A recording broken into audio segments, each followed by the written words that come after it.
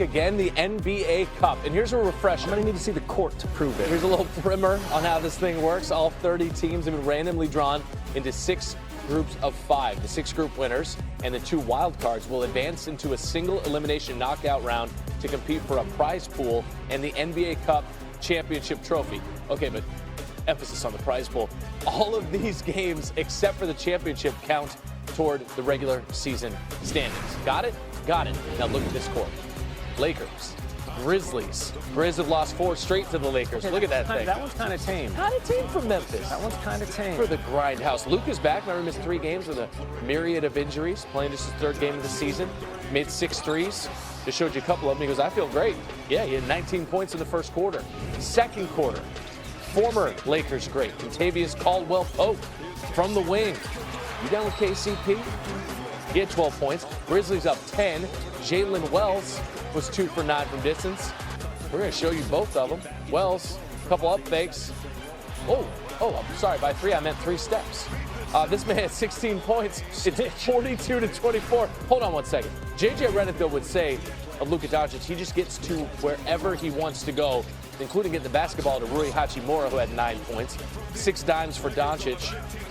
In the third, Doncic, more space, little triple. I don't know how you stay put with those neon kicks.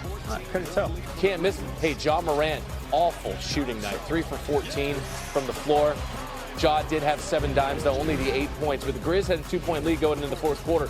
Austin Reeves has come back to earth a little bit with Luka in the lineup. I think the 40-point days might be over. Whoa, but hey, he had 21.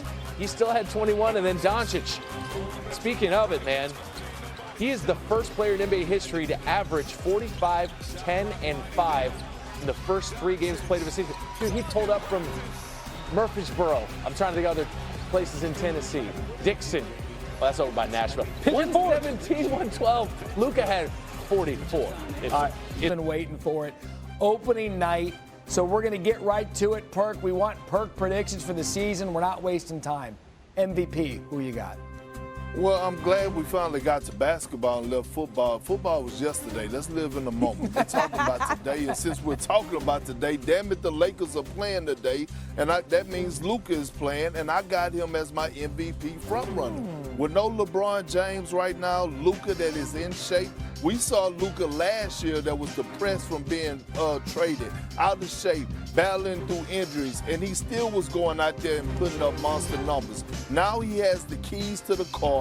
He's going to be driving. He knows he's the number 1 option. He has a fresh reset in his mind, body, and soul. Luka is going to be on the mission. He's going to lead the league in scoring. That's going to be equivalent to wins for the Lakers. I got him as my early MVP frontrunner. I cannot wait to see a nice felt Luka out there. I feel like he's not going to. We call him like the dad bod god, that kind of thing, like we call the Joker. So I'm very excited to see how spry he is out there. He's been on the Luka good body guru. Oh, he has. Looks good. Well, Ozempic, but it's cool. All right. Yeah. Oh, wow. I love that for you, Perk. Who comes out of each conference and meets in the finals?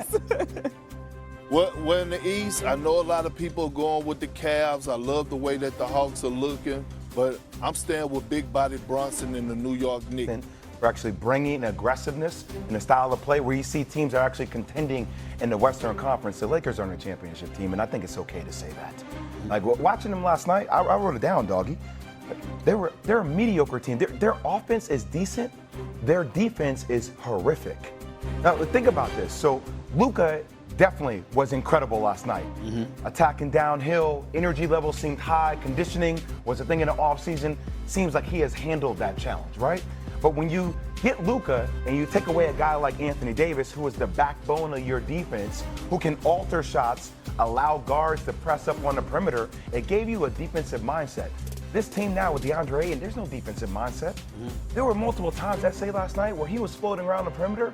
He was getting backdoor cut. He didn't know where he was on the court defensively. They were getting beat in transition.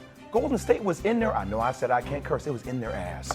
He was in them defensively, in their pocket, doggy, each and every possession. Jimmy Butler looked great. Jonathan Kuminga looked great. They played with a sense of urgency. I do not understand how the first game of the NBA season, JJ Redick has his work out for him, that they did not bring any kind of tenacity to the table. And it makes me extremely concerned with everything that's on the line for this team. LeBron being out, I know their schedule is a little bit softer until he comes back into November 23rd, around that pocket. But this team has a lot of challenges. Luka will do the Luka type things that we know he can do. But this team defensively is nowhere close to being one of the top teams in the Western Conference. Well, they got murdered by Minnesota last year, so I don't know why. In fact, they're supposed to be so much better this year. When 8-8, the kid they bring in from Portland and Phoenix is their big addition in the off year. Plus, you got no LeBron, so it's going to take a little while to get going. I expect Luka, as you said. You know, everybody was yelling about him last year. Ate a trade, out of shape, not into it. He'll have a big year, and I think him and Reeves will be okay. They'll score. But as far as them winning in this conference, there's just too many good teams. So, 3%, that sounds about right with Houston and Oklahoma City, and obviously Golden State's going to be good. Butler's there the whole year. They're into it. Fifth ring. Obviously, you got Green still sitting there. That team's going to be very good, the Warriors. And they have a chance to have a hell of a year.